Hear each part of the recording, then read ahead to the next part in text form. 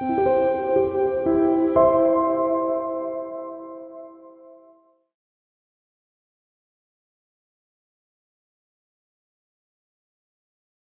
오늘은 우리가 신앙에 대해서 여러모로 살펴봤는데, 오늘은 좀 더 집중적으로 우리가 어떻게 집약해서 신앙을 해나가야 될 것인가 라는 문제를 좀 살펴보겠습니다.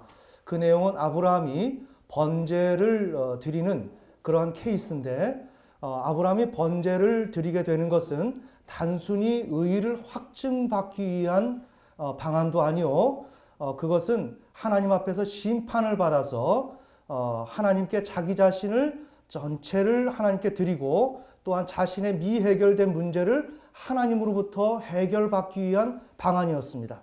바로 이것이 우리의 신앙의 요지가 될 것입니다. 그래서 오늘은 신앙의 요지라는 제목으로 창세기 22장 1절에서 19절의 내용으로 함께 하나님의 음성을 듣는 시간이 되었으면 좋겠습니다. 자, 여기 우리가 구도를 보면 오늘은 좀 제가 번호가 상당히 이제 복잡해서 제가 잘 찾을지 모르겠습니다. 우선은 여기 흰색 글씨의 번호는 일반적인 기준에 대한 내용이고, 붉은색의 내용은 아브라함의 사례에 대한 내용이고, 여기 노란색은 유다 백성의 케이스입니다. 한마디로 말씀드리면 지금 이 구도는 여기에 많은 내용이 담겨 있어서 제가 오늘 이걸 전체를 설명할 수는 없습니다. 그런데 첫째는 여기의 구도는 우리가 어떻게 윤리적 칭의를 얻고 법정적 칭의를 얻는지에 대한 개념이 들어있고, 그에 대한 사실로서 아브라함이 이러한 윤리적 칭의와 법정적 칭의를 얻는데, 이 얻는 이 과정이 어떻게 이루어지는지에 대한 지금까지 말하지 않았던 내용이 여기 함축되어 있습니다. 아울러서 이렇게 아브라함이 이렇게 번제를 드리면서 하나님 앞에 법정적 칭의를 얻게 되는 이런 과정은 구약 성경의 기본적인 패턴입니다. 그래서 성경 전체가 지금 여기에 녹아져 있고, 더 나아가서 우리의 신앙생활을 어떻게 성공적으로 할 것이냐라는 문제를 생각한다면 바로 아브라함이 여기에서 다루었던 이 문제를 오늘 우리가 성공적으로 다룰 때 우리의 신앙의 결과물이 나옵니다. 아멘. 아멘. 자, 그래서 오늘은 성경 구절을 좀 많이 찾지는 않습니다. 번호가 너무나도 많기 때문에. 그래서 우리가 천천히 번호를 찾아 들어가면서 이렇게 이 내용을 좀 살펴봤으면 좋겠습니다. 자, 1번 하나님이 계시고 2번 인간이 있다. 자, 이렇게 있을 때 하나님과 인간 사이에 첫째 과제가 출현한다. 하나님과 인간 사이에 정말 서로가 서로를 어떻게 대해 주어야 하느냐의 문제가 발생된다는 거죠. 자, 하나님과 인간 사이에 즉 표준 설립이 요청된다는 거예요. 표준 설립. 자, 그래서 하나님께서는 창세기 2장 16절 17절에서 동산 중앙에 있는 선악을 알게 하는 나무의 실과는 먹지 마라. 먹으면 너는 죽는다. 어떠한 부연 설명도 없이 전제도 없이 하나님께서는 첫사람에게 바로 이런 얘기를 했어요. 즉 일방성과 강압성으로서 대변되는 이 명령은, 명령하는 자는 창조주요 주인이요, 명령을 듣는 자는 무조건적으로 들어야 한다는 피조물이라는 것을 하나님은 창세기 2장 16절에서 나는 창조주고 너는 피조물이야 라는 사실을 규정했다는 거죠. 아멘. 자, 그러니까 하나님은 창조주다. 창조주를 신학적인 의미로 온 우주와 인류의 주권자요, 그것의 존립과 관련된 생명과 사망을 부여하는 분이 창조주다. 그러면 인간은 피조물이다. 창조주의 뜻과 목적에 따라 무조건적으로 하나님이 시키는 대로 살아야 될 존재가 인간이다. 자, 이렇게 되니까 이렇게 인간과 하나님 사이의 표준은 어떻게 되는가? 그 표준은 윤리적인 의라고도 하는데, 피조물 인간은 창조주 하나님을 인정하고, 즉 하나님을 창조주로 인정하고 그분을 경외해야 한다라는 것이 스탠다드라는 거예요. 하나님과 인간 사이에 가장 있어야 할 것. 그래서 이것이 윤리적인 의라는 것입니다. 그래서 성경은 이 윤리적인 의의를 가장 기초적으로 삼고 있고, 성경은 지금 이 시간까지 우리가 지금 신앙생활할 때 전 인류를 향해서 하나님께서 말씀하시는 것은 바로 이 윤리적인 의의예요. 이 도리를, 윤리적인 도리를 하지 못한다면 안 되는 것이고, 이것이 실패해서 인류가 타락이 온 것입니다. 아멘. 그러니까 하나님은 우리를, 인간을 회복시키기를 원하실 때 그것은 예수 그리스도를 통해서, 십자가를 통해서 우리에게 죄사함을 주어서 회복시키는 게 아니라 우리의 마음속에 있는 근본적인 양심, 근본적인 태도, 하나님을 향해서 가지고 있는 그 마음, 이 마음을 하나님께서 살펴보신다고요. 아멘. 자, 그래서 표준이 이제 이렇게 인간은 창조주 하나님을 인정해야 된다. 자, 이런 표준이 되어 있습니다. 그런데 이것이 윤리적인 의 체다카, 이것이 하나님 속에 존재하는 것입니다. 그래서 시편 145편 17절, 하나님은 이러한 의의를 가지고 계시고 또한 하나님 자체가 의이십니다. 모든 행사에 의로우시고 하나님의 말씀도 의롭고, 자, 이렇게 의로운데 하나님 안에 존재하는 의의는, 이러한 의의가 하나님 안에 존재하는데 이것은 말씀을 통해서 나가게 됩니다. 하나님의 말씀을 통해서 나갑니다. 나가면 인간에게 일치되어지는 방식으로 드러내어진다.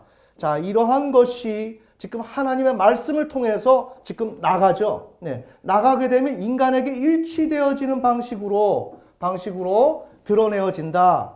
자, 8번에 이제 이렇게 있습니다. 그러니까 인간은 하나님으로부터 의가 나가는 그 의, 그래서 인간에게 드러내어질 때 인간은 그 의를 받아야 돼요. 그래서 전도서 7장 29절 의 체다카에 대해서, 이러한 의 체다카에 대해서 올바르게 처신하는 데 필요한 의 야샤르를 부여받아, 정직함을 부여받아 곧바르게 지음받았다.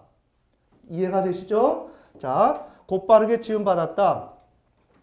그래서 곧바르게 지음받은 그 인간에게 표준이 제시가 된다. 표준, 즉 윤리적 의의는 피조물 인간에게 제시가 되는 것입니다. 자, 하나님은 창조주, 인간은 피조물인데 피조물 인간은 창조주 하나님을 인정하고 경외해야 한다는 사실을, 예를 들자면 창세기 2장 16절 17절을 통해서 인간에게 제시가 된 것입니다. 자, 이렇게 제시가 되었습니다.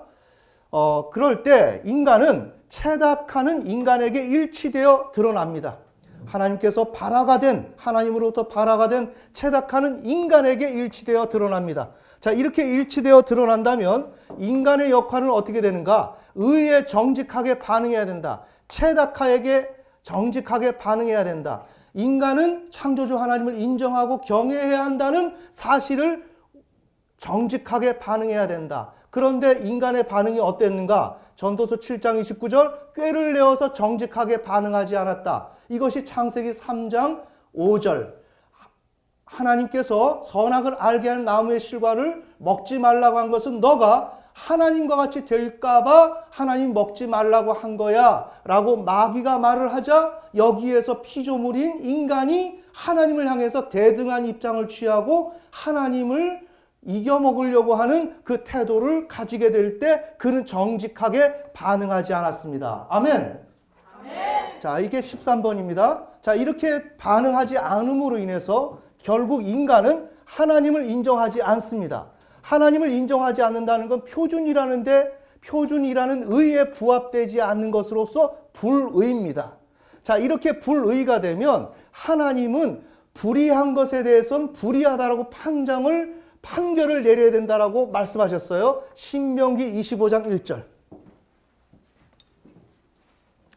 오늘 우리가 살펴보는 이런 내용이 제가 많아서 좀 읽으면서 지금 설명하고 있는데, 이러한 개념들을 여러분이 잘 이해하고 있어야 됩니다. 신명기 25장 1절.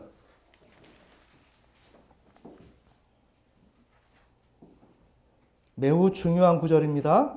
자, 읽겠습니다. 시작. 사람들 사이에 시비가 생겨 그들이 재판을 받으러 오거든 재판관들은 그들을 판단하여 의로운 자는 의롭다 하고 사악한 자는 정죄할 것이며. 아멘. 네, 매우 중요해요. 자, 인간이 이렇게 불의를 저지르면 하나님께서는 이 불의한 것에 대해서는 불의하다, 의로운 것은 의롭다 라고 말씀하시는 거예요. 이 기준이 있습니다. 그러니까 인간이 불의하니까 하나님께서 불의의 판결을 내리신 거예요. 그래서 저주와 사망을 부여하신 것입니다. 저주는 뭐예요? 우리의 인간의 일들이 묶여서 진행이 안 되는, 올바로 나아가지 못하는, 정체된, 이렇게 매여 있는 이 상태가 이제 저주인데, 저주와 사망 권세에 매이게 되어 있습니다. 자, 이렇게 하나님께서 이런 판결을 내리게 된 결과 16번, 창조주 하나님에게 버림을 받습니다.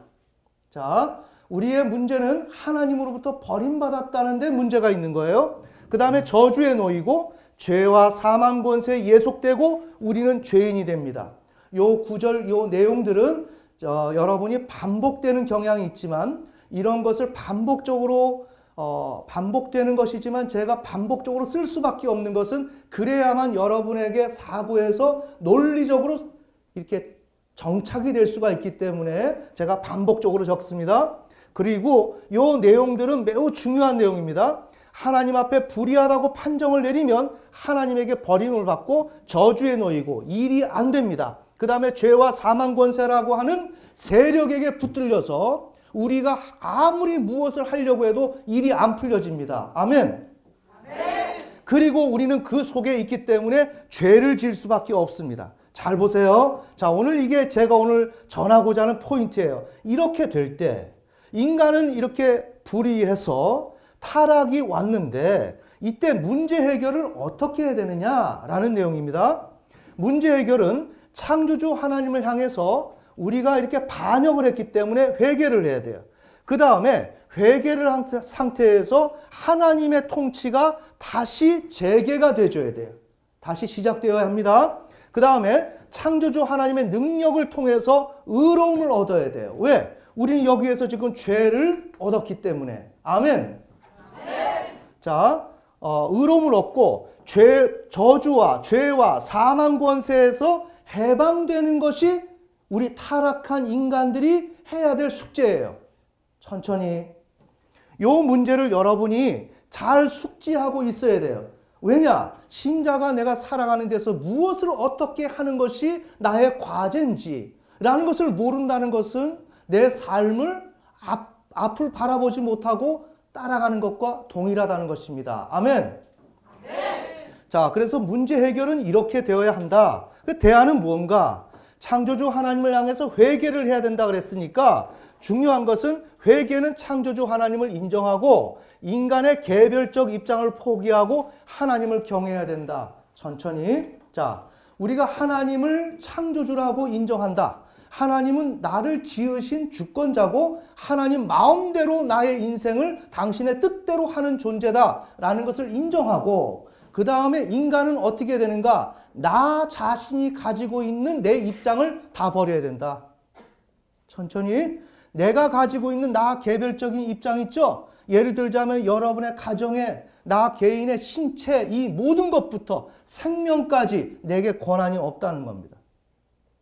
이 권한에 대해서 내가 포기를 할 수 있어야 돼요. 이게 매우 중요합니다. 이 권한에 대해서 포기를 하고, 지금 양도도 아니고 우리의 것이 원래 아니었기 때문에 포기를 하고 이 하나님을 경외를 할 수 있어야 돼요. 대안이 하나님을 철저히 경외해야 됩니다. 그러니까 인간의 문제라는 것은 창조주 하나님을 인정하고, 하나님이 바로 창조주입니다, 나의 주권자입니다 라고 인정하고, 그 다음에 나의 개별적 입장, 나의 생명과 나의 살가죽, 손톱, 어떤 부위까지 내 삶의 어떤 것이든지 내 것이 아니라고 생각하고 그것을 받아들이고 하나님 앞에 다 내려놔야 되는 것입니다. 아멘. 그리고 하나님을 경외하는 것입니다. 자, 이것이 대안입니다. 자, 이렇게 이제 되어야 합니다. 18번. 이렇게 될 때 이런 것을 인정한 사람은 하나님을 창조주로 인정합니다. 창조주로 인정하면 하나님께서 윤리적인 칭의를 부여합니다. 표준에 부합된 거죠. 자, 이렇게 윤리적인 칭의를 부여하면 의인이 됩니다. 천천히. 자, 의인이 되는데 여기 잘 보세요. 의인이 되지만 우리가 보통 인간이 하나님을 인정하지만 실존은 어떠냐? 그러나 인간은 개별적 입장을 포기하지 않는다. 이게 중요한 것입니다. 이게 제가 의책에 썼던 내용처럼 인간은 하나님을 인정하더라도 나의 개별적 입장을 전체를 포기를 해야 되는데 이거를 하지 않아요. 자, 이것을 하지 않은 결과가 뭐냐? 창조주 하나님을 경외하는데 실패를 해요. 그렇죠? 나 자신의 개별적 입장을 포기해야 하나님을 경외할 수가 있죠. 근데 그 하나님을 경외하는 일에 실패하고 미해결된 과제로 남아있고 창조주 하나님의 통치가 온전히 도달하지 못하고 그 다음에 창조주 하나님은 하나님을 인정했지만 버려둠의 상태로 빠지게 되는 것입니다. 아멘. 즉 우리가 하나님을 믿지만 일이 제대로 안 돼. 무언가 하나님과 나와의 서먹서먹하고 막힌 것이 있는 것 같아. 라는 것은 바로 이렇게 하나님과 관계에서 이런 문제가 생겼기 때문에 정체된 현상이 나타난다는 것입니다. 아멘. 자, 이렇게 되면서 저주가 적용이 됩니다. 일이 잘 안 되는 거죠. 모든 것이 막히는 것입니다. 죄와 사망 권세 지속적으로 예속되고 죄를 짓게 됩니다. 자, 이게 이제 인간 실존인데 이렇게 되면서 이런 과정이 있지만 우리들은 시편 32편 3절의 내용처럼 저주와 고난이 지속적으로 지속됩니다. 이것을 끊어가지고 회복의 방향으로 나아가야 하는데 그렇게 나아가질 못하고 대다수가 이러한 저주의 상황에 매여 있는다는 거죠. 자, 이렇게 될 때 인간의 반응은 어떤가? 여기에서 깨닫지를 못하고 지속적으로 개별적 입장을 고수하고 정직한 마음을 갖지를 않아요. 자, 이렇게 되면 저주와 고난은 가중됩니다. 자, 이게 우리가 하나님을 알지 못했을 때의 상황이에요. 또한 하나님을 알더라도 우리가 창조주 하나님을 인정했어도 오늘 우리의 삶에서 지금 이러한 양상이 벌어지고 있다는 거예요. 자, 이렇게 되면 하나님은 심판을 행하십니다. 심판을 행하시면 개별적 입장하에 현실을 지속시킬 수 없는 한계를 직면합니다. 그래서 직장의 문제, 사업장의 문제, 자녀의 문제라든지 큰 일들이 뻥뻥 터지면서 앞으로 나아가지 못하는 일들이 있는데 이것은 현실적으로 하나님의 심판이다. 자, 심판을 내립니다. 그러면 이렇게 될 때 원인이 뭐냐? 창조주 하나님을 인정한 이후 개별적 입장을 포기하는 것을 거부했기 때문이다. 맞죠? 그 다음에 창조주 하나님을 경외하지 않았기 때문입니다. 여기서 잘 보세요. 그럼 여기서 관건이 뭐냐? 창조주 하나님을 향한 회개가 일어나야 되는데 창조주 하나님께 더 이상 자신의 개별적 입장에 따라서 주권자가 되어서 살고 있지 않으며 천천히, 이게 굉장히 중요한 내용입니다. 자, 하나님을 향해서 이것을 회복시키려고 한다면 우리가 도대체 무엇을 해야 되느냐? 그것은 나는 더 이상 회개를 하면서 더 이상 나의 입장에 따라서 내 주관대로 사는 것을 나는 하고 있지 않습니다. 이것을 내 안에서 실현해내야 돼요. 이것을 살고 있지 않으며 또 그렇게 살아갈 용의도 없습니다. 아멘. 그렇게 살아갈 용의도 없습니다. 이것을 하나님과 나와의 관계 속에서 보여드려야 돼요. 이 사실을 보여드려야 돼요. 그냥 여러분이 나는 하나님을 경외하고 있어요. 경외해야 되는데, 인정해야 되는데 이거 어떻게 하지? 이런 생각만 하고 있으면 안 되고 나 자신의 그러한 개별적 입장, 나 입장 자체를 내가 스스로 주관하려고 하는 마음이 없어서 이제는 그것을 포기했고 앞으로도 그렇게 할 의향이 없다는 것을 나 스스로가 알고 그것을 하나님 앞에 보여드려야 돼요. 자, 이게 중요합니다. 그런 없다는 것과 자신은 현재 창조주 하나님을 경외하고 있다는 사실을 드러내줘야 돼요. 이런 내용은 어디에서 나오지를 않죠. 이게 지금 신앙의 본질입니다. 자, 우리가 조금 있다가 시편을 한번 찾아보실 텐데 시편의 내용은 전부 다가 이 내용입니다. 시편에. 그래서 여호와여 경외하는 나에게 수치를 덮어주시고 구원을 허락하여 주시고 지금 이러한 반복적인 구절들이 들어가는 이유가 바로 이 내용이라는 거예요. 즉 하나님 앞에 정치적 관계인데 하나님과 나와의 사이에서 문제를 풀려고 하면 하나님이 무엇을 원하시는지를 내가 알아야 돼요. 그것을 알아야 되는데 현재 교회는 그것을 일러주지를 않아요.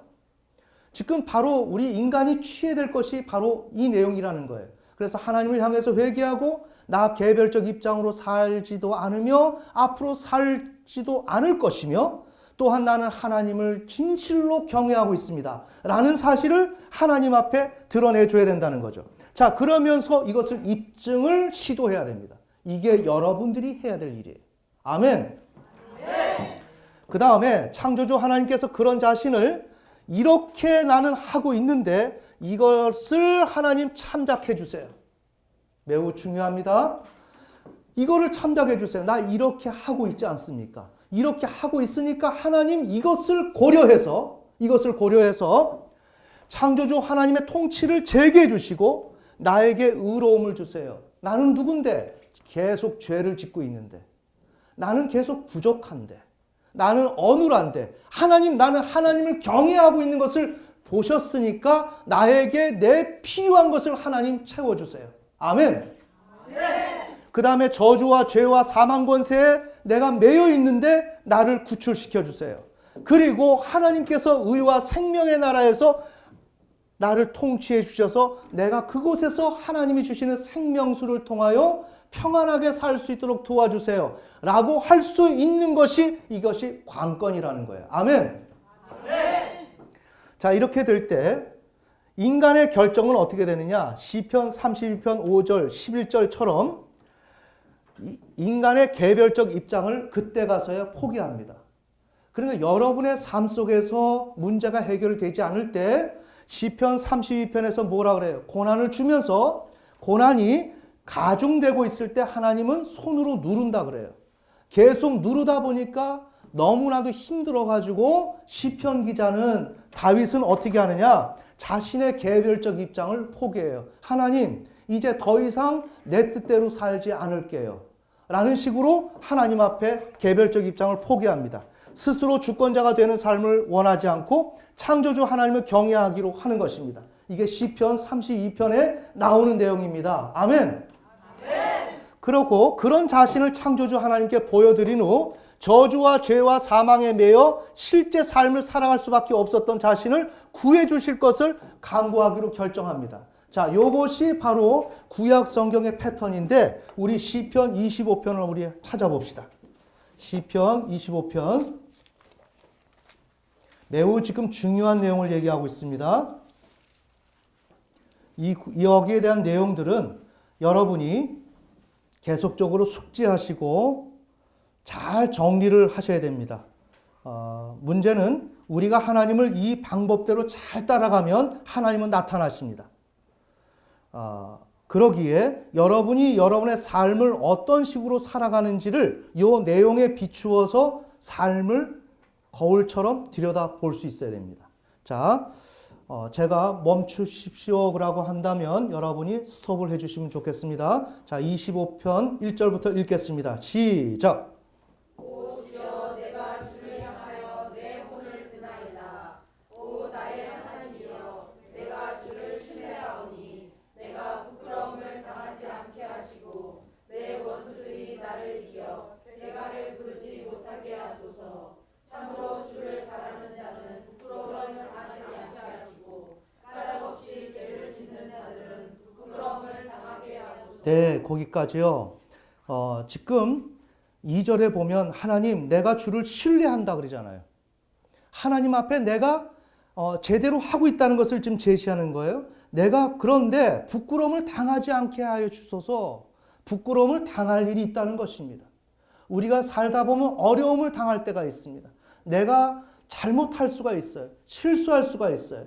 나의 어눌함이 있을 수 있어요. 그래서 실패를 가져옵니다. 이때 그런 것을 당하지 않게 해주소서. 내 원수들이 나를 이겨 개가를 부르지 못하게 하소서. 내가 잘못했다 할지라도 이 잘못을 통하여 그들이 승리하지 않고 그들이 나를 짓밟지 않도록 내가 패배자가 되지 않도록 하나님께서 도와주소서.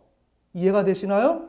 자, 그러면서 참으로 주를 바라는 자는 부끄러움을 당하지 않게 하시고, 이게 지금 시편의 구조예요. 나는 하나님을 향해서 개별적 입장을 취하지 않고 있고 앞으로 그렇게 살 의도도 없고 나는 하나님을 경외하고 있으며 이런 경외하고 있기에 이런 나를 참작해 주셔서 내가 오늘 죄를 짓고 있는 것을 죄의 문제를 해결해 주시고 내가 죄와 사망에 갇혀 있는 이것을 하나님께서 해결해 주세요. 이게 신앙의 요점이라는 거예요. 아멘.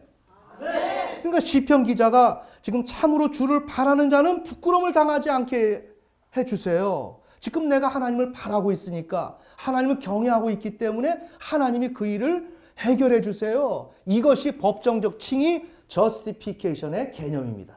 아멘. 아멘. 자, 우리 그 다음 읽겠습니다. 시작. 오 주여 주의 길들을 내게 보이시고 주의 행로들을 내게 가르치소서.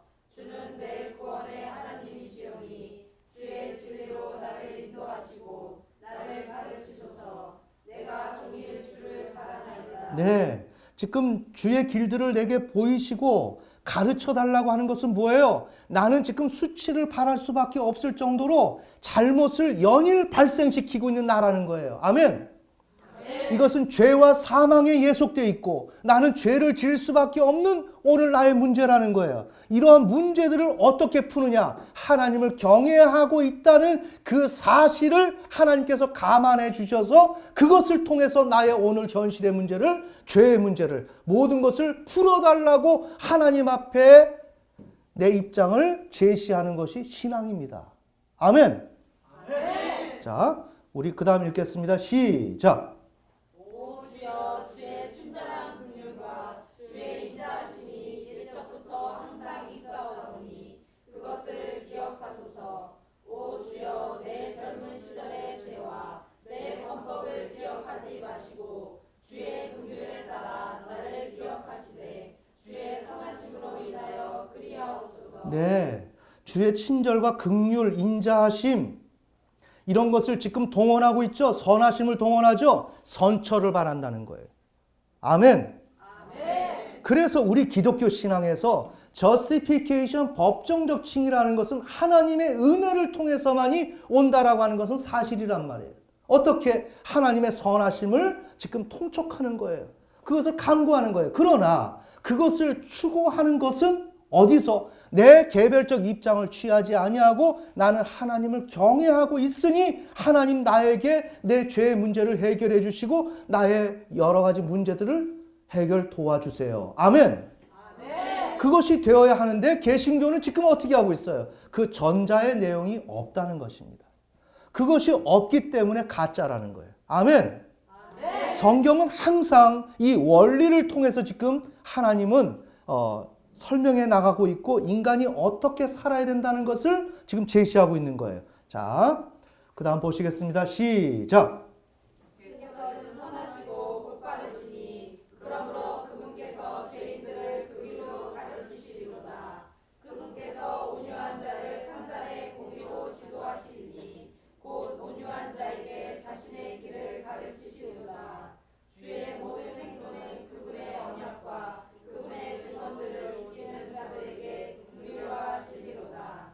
오 주여 내 불법이 크오니 주의 이름을 위하여 그것을 용서하소서. 네, 여기서 드디어 불법이 크다고 나오죠. 자신의 죄가 크다고 나오죠. 여러분의 삶에 있어서 문제가 풀려지지 않는 것은 죄 때문입니다. 그러면 이런 것을 어떻게 풀어나가느냐? 내가 하나님을 경외하고 있다는 그 사실을 통해서 하나님께서 이것을 감안하여 주셔서 나의 불법을 처리해 주세요. 아멘.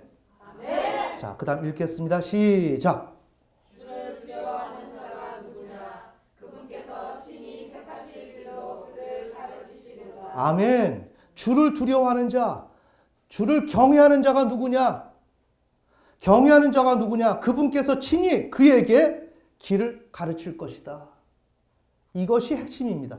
하나님을 경외하는 자에게 하나님께서는 길을 가르치고 죄와 사망의 문제, 여러 가지 문제들을 하나님께서는 일거에 해결해 주신다는 것입니다. 아멘. 아멘. 자, 그 다음 읽겠습니다. 시작.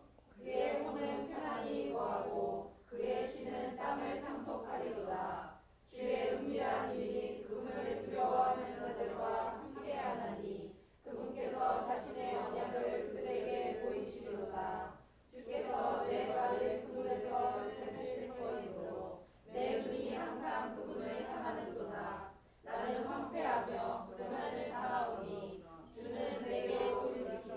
네.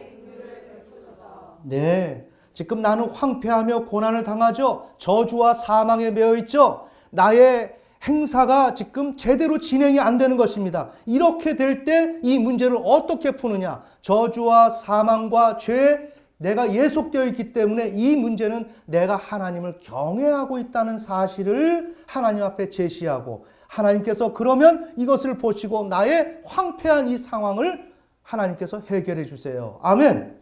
아멘. 자, 17절 시작. 내 마음의 근심들이 커졌사오니 오 주는 나를 내 고통들 속에서 이끌어내소서. 내 고난과 내 아픔을 살피시고 내 모든 죄를 용서하소서. 내 원수들이 많고 또 그들이 잔인한 마음으로 나를 미워하오니 그들을 깊이 살피소서. 오 내 혼을 지키시고 나를 건지소서. 내가 주를 신뢰하오니 내가 부끄러움을 당하지 않게 하소서. 내가 주를 바라오니 순전함과 곧바름이 나를 보존하게 하소서. 아멘. 네. 자, 지금 이와 같은 내용입니다. 그러니까 이렇게 되기 위해서 21절, 내가 주를 바라오니 순전함과 곧바름이 나를 보존하게 하소서. 곧바름은 뭐예요? 정직함, 야샤르. 이러한 정직한 의의를 가지고 하나님 앞에 올바로 나아가는 자에게 하나님께서는 이러한 법정적 칭의를 주신다. 자, 그래서 우리가 29번까지 다뤘고, 자, 이런 마음으로 어떻게 하느냐? 인간의 개별성을 포기하고, 그래 결정을 했는데 그것을 실행하는 것입니다. 하나님을 경외하고 있음을 인정해 줄 것을 호소하고, 그런 자신을 죄와 사망에서 건져주시며 죄 용서, 즉 하나님의 구원의 의를 주실 것을 간구한다. 이게 지금 지극히 성경적인 그 내용입니다. 자, 이렇게 되면 하나님께서 옹호하는 마음을 갖는다 그랬죠. 이렇게 진실한 마음으로 하나님, 나는 하나님을 경외하니 내 문제를 해결해 주시고 도와주세요. 그러면 하나님이 우리를 불쌍히 여긴단 말이에요. 아멘. 아멘. 하나님이 나를 불쌍히 여기는 것은 불쌍한 표정을 지어서 되는 게 아니라 내가 하나님을 경외하는 진실한 마음으로, 정직한 마음으로 나아갈 때 하나님께서 나를 불쌍히 여긴단 말이에요. 아멘. 그러면서 그 불쌍히 여기는 마음으로 인간을 의롭다 하시는 거예요. 하나님이 우리를 불쌍히 여겨줘야 우리가 justification, 법정적 칭의를 얻는 거예요. 아멘. 내가 무언가 하나님을 경외했기 때문에 내가 법정적 칭의를 얻는 것이 아닙니다. 이해가 되시죠? 나는 아무리 그렇게 해도 하나님의 뜻에 부족해요. 미치지 못하는 것입니다. 이것이 하나님의 마음을 움직였을 때 그 하나님께서 우리에게 너는 그래 의롭다라고 판결해 주신다는 거예요. 즉 우리의 삶은 바로 이 패턴으로 나간다는 거예요. 아멘. 다시 말해봅시다. 우리의 삶의 문제는 어떻게 된다고요? 내가 하나님 앞에 내 입장을 내세우지 말고 내가 주관자가 되거나 창조주의 입장에 서지 말고 하나님을 인정하고 경외하는 양상으로 나가되 이것을 전제로 하나님의 마음을 움직이는 그러한 단계를 밟아 나갈 때 하나님께서 우리에게 필요한 것을 채워주시고 우리를 도와주시고 은혜로 이끌어 주신다는 거예요. 아멘. 자, 법정적 칭의가 부여되면 의인으로 완성이 되는 것입니다.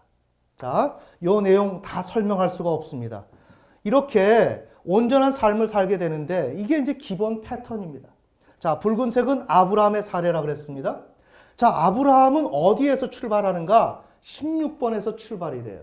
창조주 하나님에게 버림받음, 저주의 노임, 죄와 사망 권세에 예속되어 있고 죄인된 실존, 타락한 인간 실존. 아멘. 그것이 바로 창세기 15장 2절의 내용이에요. 나는 아이가 없이 지내오며 하나님 앞에 이런 고백을 할 때 여기에서 아이가 없이는 히브리어 아리리 벌거벗다. 타락하여 하나님 앞에 벌거벗은 상태에 놓여져 있는 한 인간, 자기 자신을 드러내는 것입니다. 지내오며 이건 홀레크, 정처 없이 떠돌며 살아가고 있는 타락한 인간 실존을 하나님 앞에 드러낸 거예요. 이것을 어떤 시간에 아이가 없다는 것을 이야기하는 그 시점에. 아멘. 네. 자, 이렇게 될 때 창세기 15장 2절인데 하나님은 15장 4절 5절에서 아브라함에게 약속된 혈손이 죽은 자와 방불한 아브라함과 사라와의 정상적인 부부관계를 통해서 주어질 것을 말씀하세요. 그렇게 하시면서 자신을 드러내 보이려고 하는 듯 창조주 세계를 보이십니다. 그것이 창세기 15장 5절이에요. 하늘을 쳐다보고 별들을 셀 수 있거든 세어보아라 라고 얘기한 것은 하나님이 아브라함이 죽은 몸과 방불한데 그가 사라와의 부부관계를 통해서 아이가 생길 것이다 라고 말씀하시는 것인데, 그것은 하나님께서 죽은 몸을 통해서 생명을 주어서 창조주의 능력을 통하여 아이를 가질 수 있도록 하시겠다라는 내용이죠. 아멘. 그러니까 그것은 하나님이 창조주 되신다는 것을 말씀하시는 것이고, 그것을 입증하기 위해서는 하나님이 무언가의 액션을 보여야 되는데, 그것이 뭐냐? 하늘을 쳐다봐라, 별들을 셀 수 있거든 세어보아라 라고 말씀하신 거예요. 그러면 별들을 셀 수 있거든 세어보아라 라고 하는 이 두 단어가, 요 문장이, 요 구절이 두 가지 의미를 함축하고 있는 거예요. 성경은 성경이 해석하는 것입니다. 그래서 하늘의 별들이라는 것은 시편 33편 6절에 하나님이 별들을 지으셨다라고 나오고, 이것은 하나님은 생명과 사망을 부여하시는 분이라는 것을 설명하는 거예요. 아멘. 그 다음에 셀 수 있거든 세어보아라 라고 얘기한 것은 시편 147편 1절에서 20절, 이 내용에 보면 하나님은 별들을 이름대로 부르시고 수요를 세신다 그랬어요. 그리고 온 우주 만물을 다스린다. 이렇게 수요를 세시는 그분이 온 우주 만물을 다스리고 절망한 인간에게 회복을 주고 구원으로 이끄시는 주권자라고 하는 것을 별들을 세는 하나님을 통해서 시편 147편 1절에서 20절 사이에 설명하고 있어요. 아멘. 그러니까 하나님이 창세기 15장 5절에서 하늘을 쳐다보고 별들을 셀 수 있거든 세어보아라 라고 얘기하는 것은, 하나님은 생명과 사망을 부여하시는 분으로 온 인류의 주권자다 라고 하시는 것을 말씀하신 것이라는 거죠. 아멘. 자, 그러니까 이 내용은 언제 주어졌어요? 아브라함이 나는 아이가 없이 지내오며 타락한 인간으로서 나는 내 힘으로 도무지 어떤 것도 할 수 없는 죄와 사망에 예속되어 살아가고 있는 죄인된 나라는 것을 아브라함이 자기 정체성을 하나님 앞에 드러내었을 때, 하나님은 바로 이 구절을 통해서 자기 자신을 드러내신다는 것입니다. 아멘. 자, 그러니까 창조주 하나님이 나는 창조주 하나님이야 라고 지금 말씀을 통해서 당신을 계시했죠. 그러니까 어떻게 됩니까? 여기에서처럼 하나님은 창조주, 인간은 아브라함은 피조물이다 라는 것을 명시해 주신 거예요. 맞습니까? 네, 그러니까 피조물 아브라함은 창조주 하나님을 인정하고 경외해야 된다라는 사실이 여기에서 나타난 거예요. 38번, 그래서 표준이 제시된 겁니다. 한 윤리적인 의, 요 상기의 요 내용이 피조물 아브라함에게 제시가 되었습니다. 자, 그래서 이 의가 아브라함에게 일치되어 드러났습니다. 그러면 이때 아브라함의 역할은 뭐냐? 이것에 대해서 정직하게 반응을 해야 됩니다. 이렇게 정직하게 반응한 것이 바로 하나님을 창조주입니다라고 인정한 거예요. 아멘. 창조주라고 인정하니까 하나님이 너 그거 옳은 거야 라고 해서 윤리적인 칭의를 부여했습니다. 윤리적인 칭의를 부여하니까 의인이 되었습니다. 아멘. 자, 그런데 아브라함이 윤리적인 칭의를 받고 의인이 되었지만 실존은 어떠냐? 그러나 인간은 개별적 입장을 포기하지 않는다. 자, 이게 우리의 삶입니다. 오늘 우리가 하나님을 인정했습니다. 하지만 오늘 우리의 문제는 뭐냐? 나의 개별적 입장, 인간의 나 누구누구의 입장, 이것을 포기를 해야 되는데 이것을 포기하지 않으면 우리의 삶이 막힌다는 것입니다. 자, 그래서 아브라함이 이것을 인정하지 않았어요. 하나님 앞에 개별적 입장을 포기하지 않았어요. 그것이 창세기 16장이에요.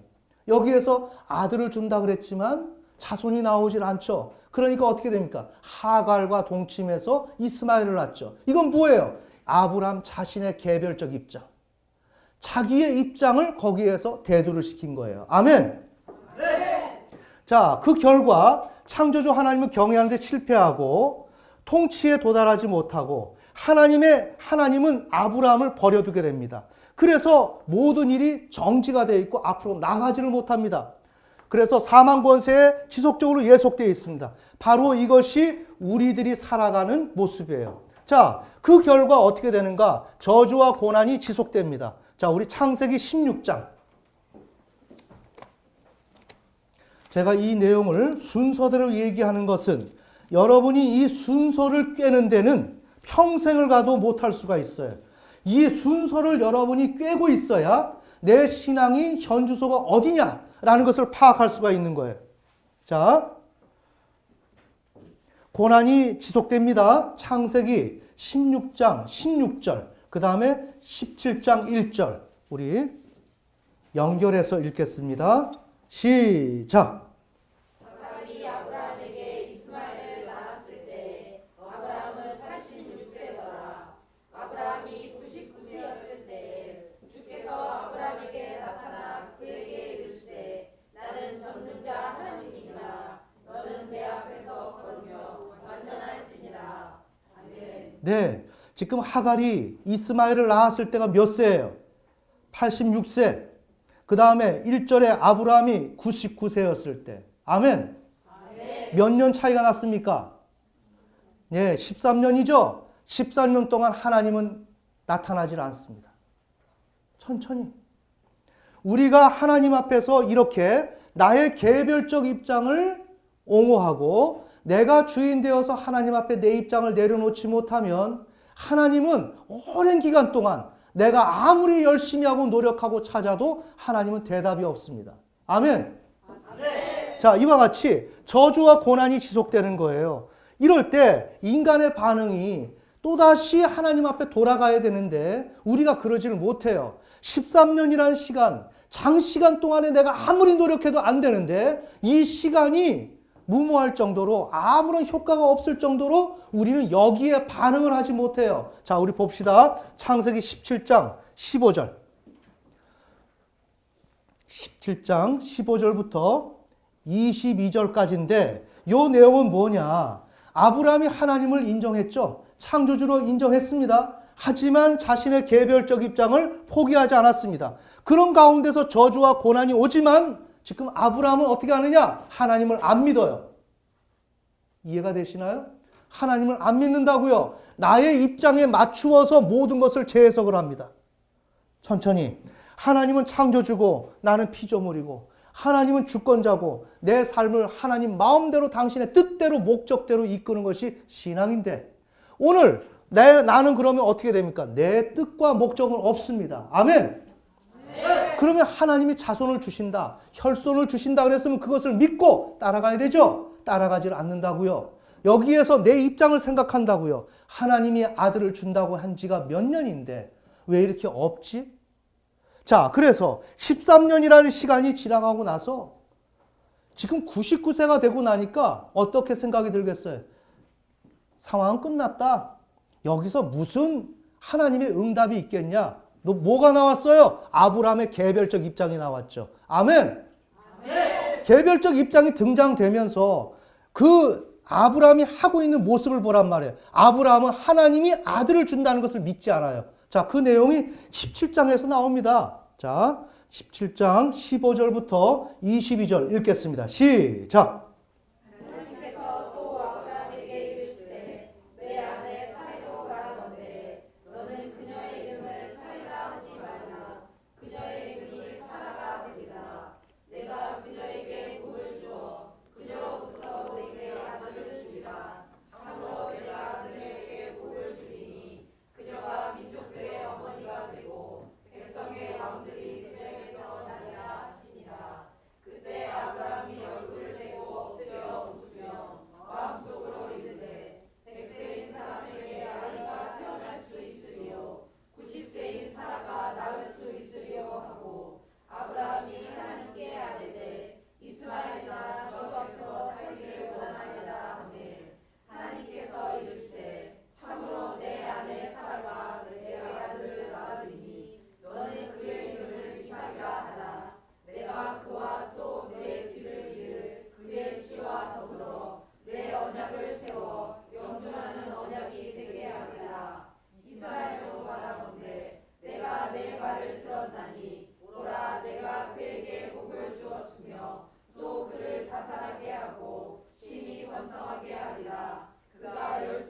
후치자를 낳으리니 내가 그를 큰 민족으로 만들리라. 그러나 내 언약은 내가 예전에 인정할 때에 사라가 내게 낳을 이삭과 더불어 세우리라 하시니라. 하나님께서 그와 이야기를 마치시고 그분께서 아브라함을 떠나 올라가시니라. 아멘. 네, 하나님은 지금 이름까지 바꾸고 지금 자손을 준다고 말씀하시지만 17절 웃는 겁니다. 얼굴을 대고 엎드려 웃으며 마음속으로 이르되 100세인 사람에게 아이가 태어날 수 있습니까? 90세인 사라가 나올 수 있습니까? 아브라함이 하나님께 아뢰되 이스마엘이나 주 앞에서 살기를 원합니다. 여기에서 그 얘기를 하는 거예요. 언제? 지금 100세가 거의 다 됐을 때. 아멘.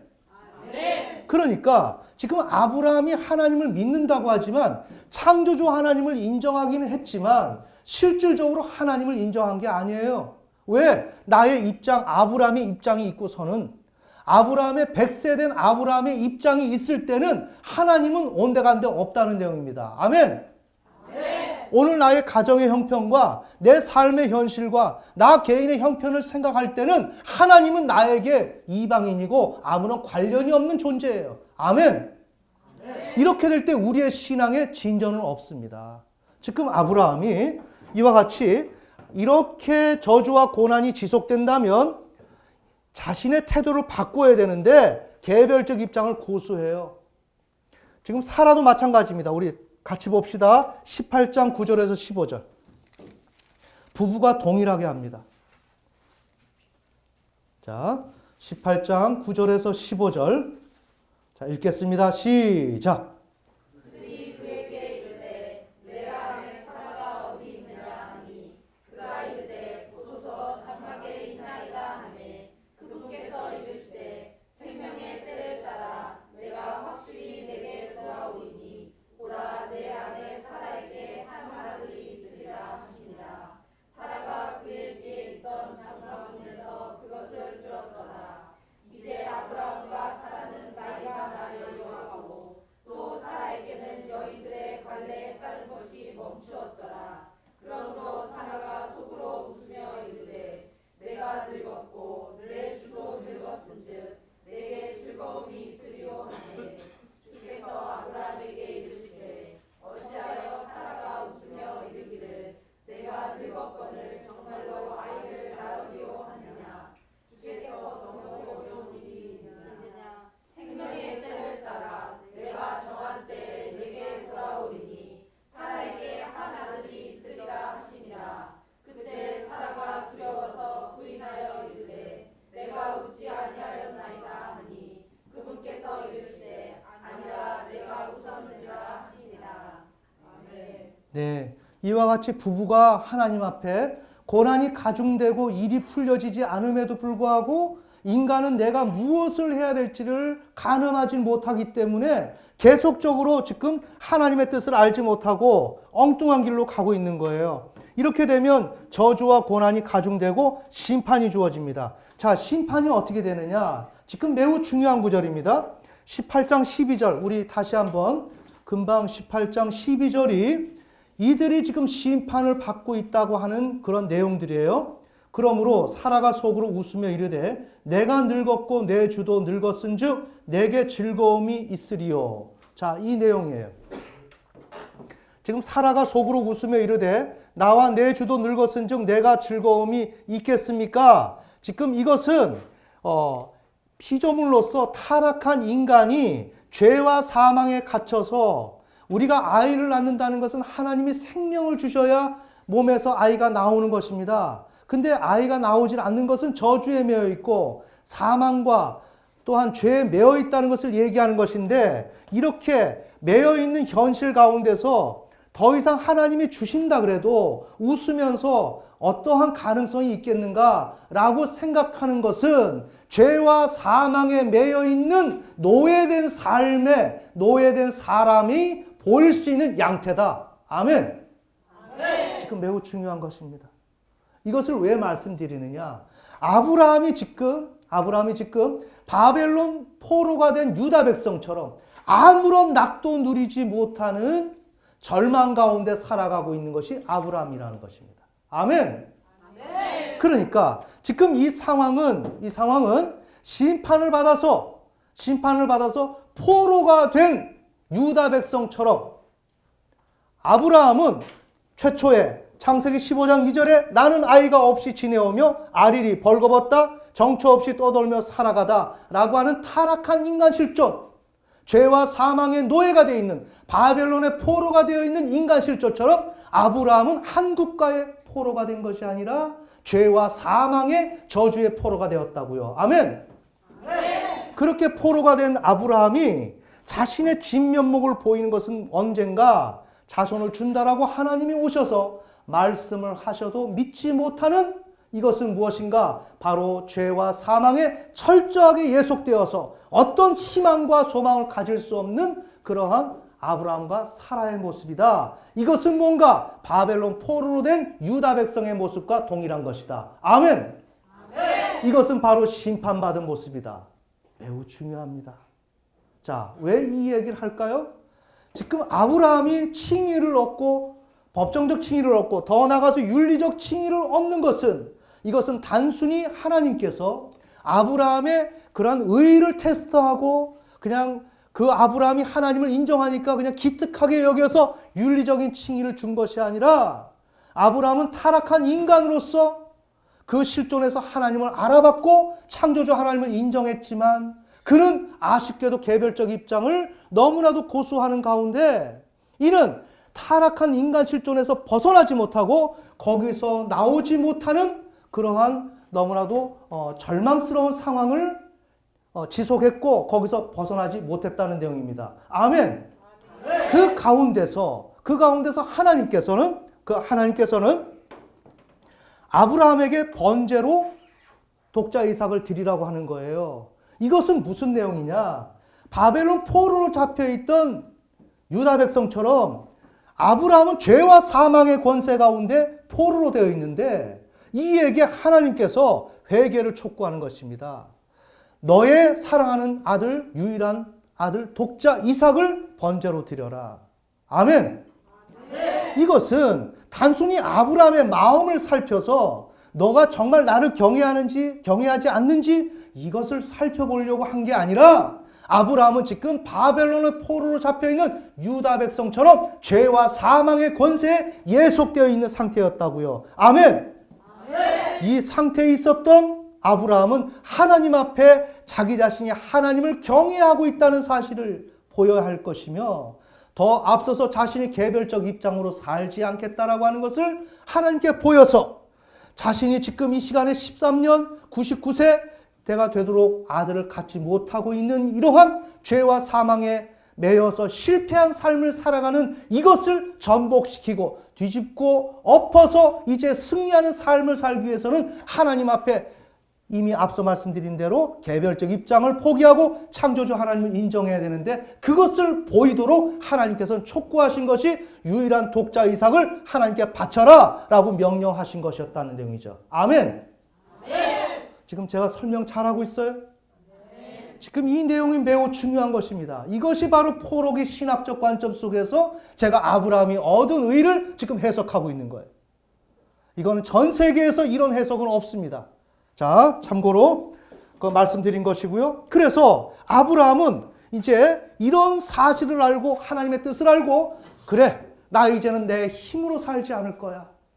하나님께서 나에게 독자 이삭을 바치라 그랬지. 나는 그렇게 바치면서 나는 하나님이 나의 죄와 사망에 갇혀있는 나의 실존을 풀어주실 것을 나는 하나님께 의뢰할 거야 라는 마음을 먹었다는 거예요. 그게 뭐냐? 창세기 22장 1절에서 3절. 너무 내용이 복잡해서 제가 오늘 설교하기가 매우 어려운데 그래도 제가 줄거리를 잡아서 여러분들한테 말씀을 드리는 것입니다.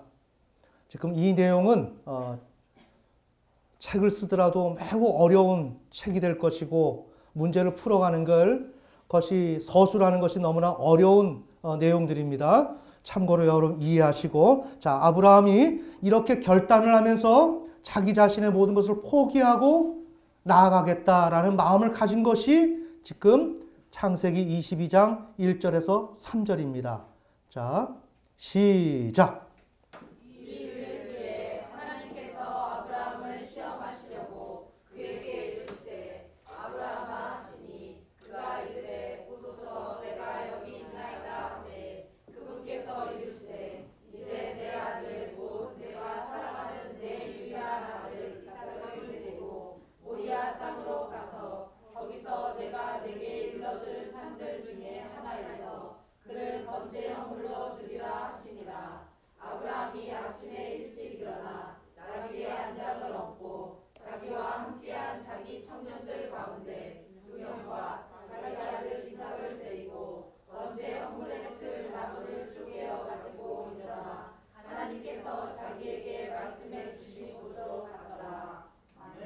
네, 지금 아브라함의 의지를 보세요.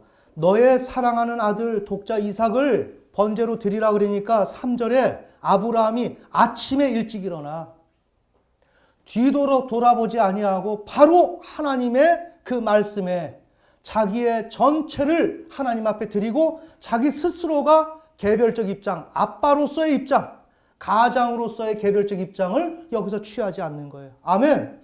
아멘. 자, 그렇게 하면서 잘 봅시다. 그렇게 하면서 하나님 앞에 개별적 입장을 내세우지 않고 하나님을 경외하되 하나님께서 나의 문제를 해결해 주세요 라고 하는 그런 통촉하는 마음으로서 나아가는 것인데 그것이 4절에서 8절입니다. 자, 22장 4절에서 8절. 자, 4절에서 8절을 다 같이 읽겠습니다. 시작. 그때 셋째 날에 아브라함이 눈을 들어 그곳을 멀리서 바라보니라. 아브라함이 자기 청년들에게 이르되 너희는 나귀와 함께 여기에 머무르라. 나와 아이는 저기에 가서 경배하고 너희에게 다시 오리라 하고는 아브라함이 번제 허물에 쓸 나무를 취하여 자기 아들 이삭에게 지휘하고 자기는 불과 칼을 손에 들고 그들 두 사람이 함께 가더라. 이삭이 자기 아버지 아브라함에게 말하여 이르되 내 아버지여 하니 그가 이르되 내 아들아 내가 여기 있노라 하매 그가 이르되 불과 나무를 보시거니와 번제 허물로 쓸 어린 양은 어디 있나이까 하니 아브라함이 이르되 내 아들아 번제 허물로 쓸 어린 양은 하나님께서 자신을 위하여 예비하시리라 하고 이처럼 그 두 사람이 함께 가서 네, 이제 산에 이제 도달해서 4절에 보면 그곳을 바라봅니다. 그러면서 7절에 보면 아버지와 아들의 곧 이제 이삭은 죽을 운명에 놓여져 있습니다. 지금 여기에서 우리가 참고로 알아야 될 것은 아브라함이 이삭을 과연 바치려고 했느냐? 바치려고 했어요. 그래서 히브리서에 보면 아브라함은 이삭을 바치더라도 하나님은 이삭을 통해서 후손이 생긴다 그랬기 때문에 아무리 자기가 번제로 드려도 이삭은 살아날 것이라고 믿었다고요. 아멘. 아멘. 그것이 바로 죽은 자를 살리시는 하나님을 믿었다는 것이고 창조주 하나님을 믿었다는 것을 의미하는 거예요. 자, 이래서 아브라함은 이삭을 데리고 올라가면서 내가 이 아이를 번제로 드릴 것이다. 이건 무엇을 의미하는가? 나의 개별적 입장을 이제 내 마음대로 하지 않는다. 하나님이 내게 아무리 어려운 일이라 할지라도 시키면 무조건 아멘하고 복종하겠다. 아멘. 아멘. 그런 마음으로 개별적 입장을 포기하고 하나님을 두려워하면서 지금 이삭을 바칠 것을 마음에 결정을 하고 지금 올라가는 거예요. 그런데 이삭이 말하는 것입니다. 아버지, 지금 불과 나무를 지금 준비했는데 번제 헌물로 드릴 어린 양은 어디 있습니까? 매우 중요하죠. 여기에서 지금 어린 양이 번제라고 하는 제사라고 하는 것을 출애굽기에 가서야 하나님이 제사의 방법을 일러주시는 것인데 아멘. 벌써 아브라함 시대에 제사의 방법이 등장했고 여기에서 어린 양이 주 예수 그리스도를 예표하는 어린 양이 지금 아브라함과 이삭 사이의 대화에서 지금 등장하고 있다는 사실이에요. 아멘. 이건 매우 중요한 것입니다. 이것이 현 신학에서 이것을 다뤄내지 못하고 있고 다루려고 하지를 않습니다. 왜 그러냐? 여기에서 이것을 이야기하면 여러 가지 문제가 발생이 돼요. 지금 저들이 얘기하는 건 지금 여기에서 어린 양이 여기서 등장한다면 지금 개혁주의에서 말하는 것은 창세기 15장 6절에서 창조주 하나님을 인정한 것을 이것을 법정적 칭의라고 얘기를 한다면 이 법정적 칭의는 영원하고 온전한 것인데 왜? 하나님이 의를 주신 것이기 때문에. 아멘. 네. 그런데 그 의가 어디 갔는지 없고 여기서 또다시 지금 번제 헌물을 드리려고 어린 양을 지금 아브라함이 지금 22장에서 찾고 있기 때문에 15장 6절에서 얻은 의는 법정적 칭의가 아니라는 것이 지금 결론으로 나온단 말입니다. 아멘. 그렇기 때문에 창세기 15장 6절에서 얻은 의를 법정적 칭의로 만들어 놓기 위해서는 창세기 22장에서 나오는 어린 양이라는 이 개념을 희석시키고 중요하지 않는 것처럼 만들어 버려야 자신들의 주장이 설득력을 얻는다는 내용이죠. 아멘. 네. 자, 이것은 참고로 여러분이 생각을 하시면서 아빠, 불과 나무를 난 준비가 됐는데 번제할 헌물 그 어린 양은 어디 있습니까? 그러니까 아브라함이 이르되 내 아들아 번제 헌물로 쓸 어린 양은 하나님께서 자신을 위하여 예비하시리라. 이건 뭐예요? 하나님께서 어린 양은 뭐예요? 예수 그리스도. 예수 그리스도는 누굽니까? 우리의 죄를 대신 속죄하는 어린 양. 아멘. 아브라함은 지금 독자 이삭을 바치면서 자신의 개별적 입장을 포기하고 하나님을 경외하겠다라는 마음으로 아들을 바치려고 지금 가고 있습니다. 그러면서 지금 아브라함은 지금 무엇을 꿈꾸고 있어요? 어린 양. 하나님, 내가 이렇게 하는데 하나님 나의 진심을 바라보시고 나의 죄와 사망에 매여 있는, 지금 오늘 우리가 이렇게 매여 있는 노예로 되어 있는 오늘 우리의 실존에서 우리를 풀어주시고 해방시켜 주옵소서. 아멘. 그것은 오직 하나님께서만이 하실 수 있는 능력이요 하나님께서만이 할 수 있는 가능성입니다. 그러니 나는 하나님 앞에 그것을 구합니다 라고 하는 마음으로 지금 창세기 22장에서 이러한 어린 양을 사모하며 구원의 의를 갈망하며, 아멘, 이것을 갈망하며 아브라함은 여호와의 산으로 올라간 거예요. 자, 이렇게 되었을 때 아브라함은 그런 마음으로서 이삭을 번제로 드리려고 했던 것이었습니다. 근데 하나님께서 중단을 시켰어요. 자, 이렇게 되고 나니까 하나님께서 법정적 칭의를 주는 것입니다. 아멘. 어떻게 해서 하나님이 옹호하는 마음이 생겨서 아브라함의 그러한 정말 노력과 하나님의 마음을 움직이려고 하는 진정한 열심을 보시고 하나님께서 아브라함을 의롭다 칭해 주신 것이었습니다. 아멘.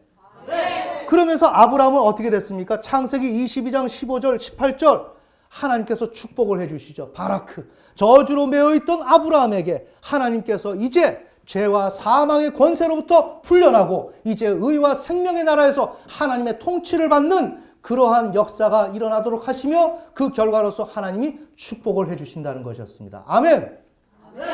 여기서 참고로 말씀드리면 아브라함이 가졌던 믿음을 우리가 믿고 우리가 그로 말미암아 우리가 구원을 얻는데, 우리가 아브라함의 믿음을 갖는다면 우리는 주 예수 그리스도를 통하여 오늘 우리의 죄와 사망의 권세로부터 우리는 풀려난다. 아멘. 우리의 여러 가지 어려움과 문제, 모든 미해결된 문제, 그것은 예수 그리스도 안에서 해결된다. 아멘. 바로 그것이 이루어지려고 하면 단순히 손만 뻗쳐서 구원의 의를 바라는 게 아니라 하나님 앞에 나의 독자 이삭을 바치기까지 나의 개별성을 포기하고 하나님을 인정하고 경외하는 방향으로 나아갈 때 하나님이 그 마음을 바라보시고 옹호하는 마음이 생겨서 하나님께서 법정적 칭의를 부여하시고 또한 그에게 의로운 삶을 부여하신다. 아멘. 자, 정리가 되셨죠? 자, 이게 아브라함의 사례입니다. 조금 길어도 이것을 여러분이 조금 알아야 되기 때문에 제가 한 단계를 좀 더 들어가겠습니다. 자, 그러면 이 패턴이 지금 아브라함이 여기에서 출발됐죠. 아브라함은 어디요? 지금 여기죠. 16번. 여기서부터 출발이 됐는데, 그러면 유다 백성, 이스라엘 백성들은 어디에서 출발이 됐는가라는 걸 잘 보셔야 돼요. 자, 이스라엘 백성들을 봅시다. 자, 이집트의 노예가 된 이스라엘 백성들. 자, 다시 말하면 아브라함의 후손인 이스라엘 백성들은 쉽게 말하면 21번부터 출발한다는 거예요. 20번, 21번 이전 단계에서 출발하는 게 아니에요. 자, 왜 그러냐? 아브라함이 지금 하나님을 믿었기 때문에 신앙은 전수가 된다 그랬죠. 아멘. 그래서 아브라함이 믿었던 하나님, 이삭이 믿었던 하나님, 야곱이 믿었던 하나님, 이 하나님이 아브라함을 통해서 그 후손을 통해서 계속 계승이 되는 거예요. 아멘. 즉 이스라엘 백성들은 아브라함이 하나님을 알았기 때문에 아브라함의 믿음을 보면서 하나님을 아는 거라고요. 아멘. 자, 그래서 이스라엘 백성들은 이미 하나님을 알았어요. 자, 이런 작업들을 하나님을 알았는데 그들이 노예 생활하면서 하나님을 잊어버립니다. 자, 잊어버렸는데 하나님이 다시 등장해서 아브라함의 하나님, 이삭의 하나님, 야곱의 하나님을 하나님이 일러주세요. 자, 우리 봅시다. 출애굽기 3장 1절. 자, 모세가 광야에서 하나님을 만납니다. 이럴 때 하나님께서 말씀하십니다. 6절을 읽겠습니다. 시작. 또 이르시되 나는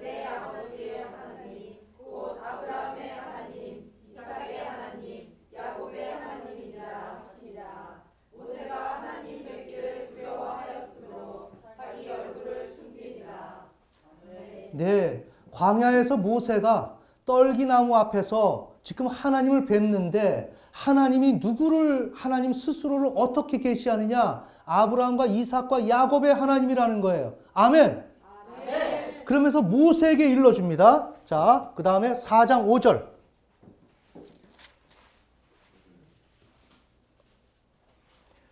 지금 하나님께서 이렇게 일러주고 나니까 모세가 하나님, 내가 지금 이집트에 들어가서 내가 하나님을 만났다 할지라도 하나님, 저들이 믿지를 않을 겁니다. 라고 얘기하니까 하나님이 지팡이를 가지고 뱀이 되게 하는 그러한 기적을 베푸십니다. 자, 베푸시는 목적이 뭐냐? 5절 시작. 주께서 이르시되 이것은 그들이 주 자기 조상들의 하나님 곧 아브라함의 하나님 이삭의 하나님 야곱의 하나님이 내게 나타난 줄을 믿게 하려 함이라 하시니라. 아멘. 네. 그래서 이 기적을 통해서 모세가 전달하면 이집트의 노예 생활하는 그 이스라엘 백성들이 아브라함의 하나님, 이삭의 하나님, 야곱의 하나님이 나타나셨구나 라는 것을 안다는 거죠. 아멘. 이와 같은 식으로 지금 이들은 하나님을 알아서 지금 의인된 삶이었단 말이에요. 아멘. 이들의 행동이 죄를 짓지 않았다라는 얘기가 아니라 하나님을 인정하는 자가 되어 있다라는 내용이에요. 자, 그런데 이들은 하나님을 경외하지는 않았습니다.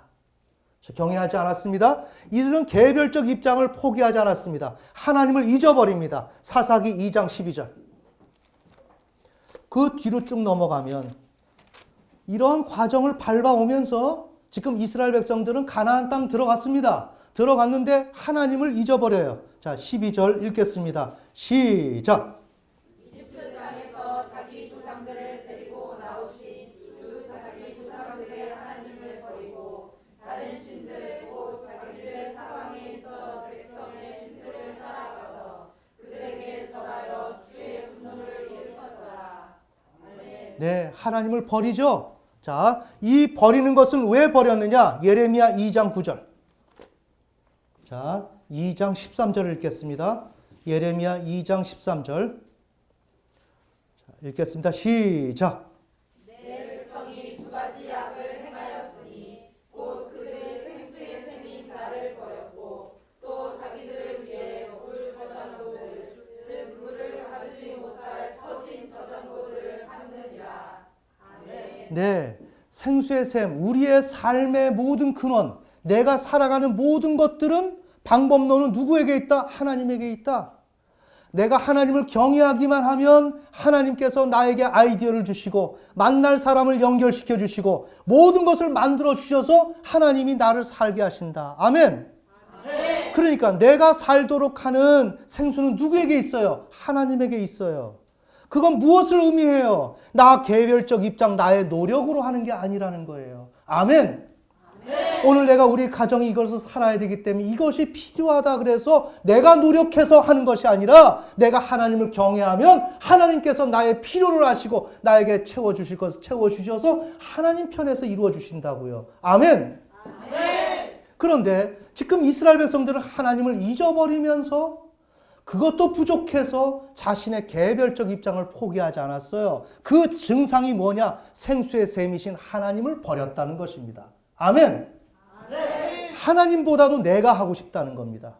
내가 알아서 일을 하고 싶다는 것입니다. 그러면서 터진 웅덩이를 저장고를 자기가 확보한 것입니다. 내가 이렇게 해서 내가 저장해 두면 내가 알아서 이것을 할 수 있을 거야. 내 삶을 살아갈 수 있을 거야. 아멘. 바로 그와 같은 것이 지금 유다 백성들이 이러한 삶을 살았던 것이었습니다. 쭉 이렇게 가다 보니까 이것이 아브라함이 살았던 그 길이었죠. 이렇게 된 결과 결국에 있어서는 에스겔 9장 5절 7절 11장 15절에서 18절에서 하나님의 심판이 이루어집니다. 아멘.